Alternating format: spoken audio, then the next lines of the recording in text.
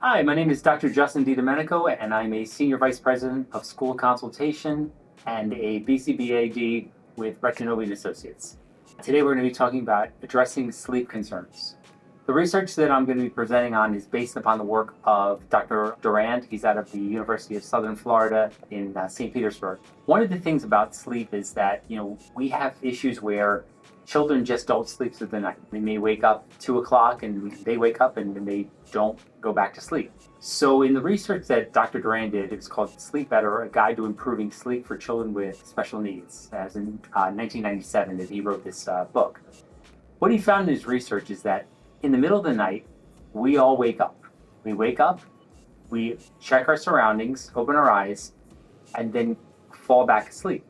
We're not aware that we do this, but it happens every night. The problem with some of our students with special needs is that they wake up, they don't go back to sleep. And we can think about how this affects using motivating operations, think about how that can affect you. We think about deprivation can cause differences in behavior chains, but in this case, imagine not sleeping and not sleeping consistently. Think about how that can affect behavior chains for individuals with autism, individuals with other disabilities. Without sleep, that can be problematic. The intervention for this, first thing we have to do is set up auditory stimuli. Some way that it could be a bell on the child's door. Some parents are just well aware that their child wakes up and they know the sound that they make. But if there's an auditory stimulus, usually it's a great way. So a bell or something like that was when they get up and they open the door, you know that they woke up. Second thing we need is to collect some data. This does not have to be anything formal. It can simply be a notepad by the side of the bed with a pen. And when the child wakes up, all you're going to do for the first week is literally just write the time that they woke up. It might be 12 o'clock, 2:30, 2 o'clock, 1 o'clock, 2 o'clock. It's something that simple. Just scribble next to your bed for the first week. Once you have that baseline, you're going to take the earliest time. So I mentioned the earliest time that they woke up was midnight, 12 o'clock.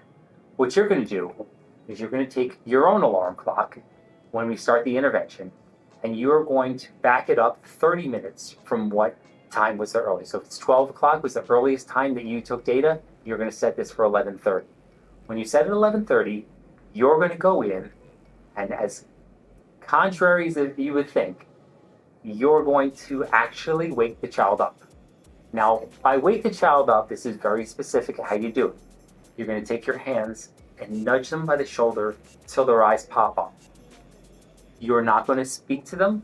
You're not going to call their name. You're not going to jar them. What we're going to do is almost, quote, reset their clock. So what we're going to do is nudge them till their eyes pop open, walk out, and leave. Once you walk out and you leave, then you are going to do this same procedure at the same time for about a week. Sometimes we can extend it to 2. But you go through a week or 2 of this, what you'll realize is that you've now reprogrammed their body to a point where they're not going to look just like we do, open their eyes, check their surroundings, realize they're safe, and go back to sleep. And it's been, I can say in the cases that I've done, I'd say with about 80 to 90% success, I've been able to have kids sleep through the night.